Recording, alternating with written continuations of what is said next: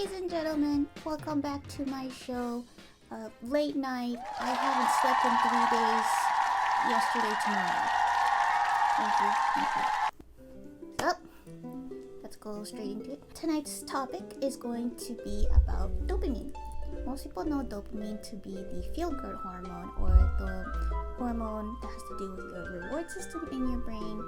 Do something good, treat yourself well, release that dopamine, you feel great.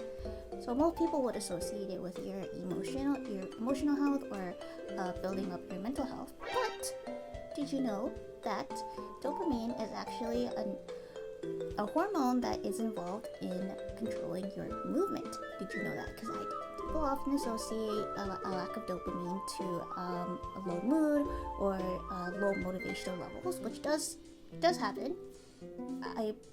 I'm very familiar with it. But dopamine is also critical in controlling other parts of your body. In fact, it could be your whole body. So let's look into exactly what. To the dopamobile. This is your brain, and this is your brain on drugs. That was a joke. The structure of interest tonight is called the Substantia Nigra, which is found right here.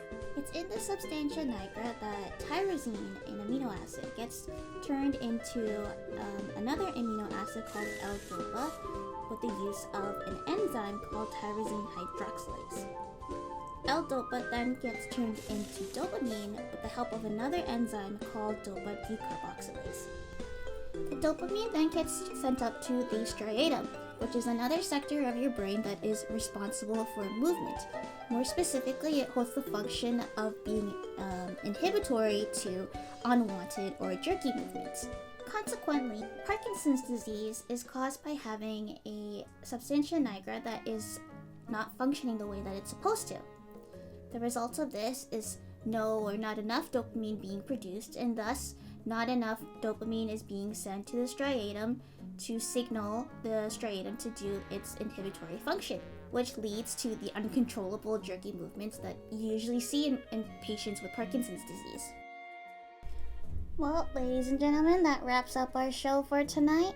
I am very sleepy. I will be going to bed, and I will see you next week for late night. I haven't slept in 3 days. Yesterday, tonight.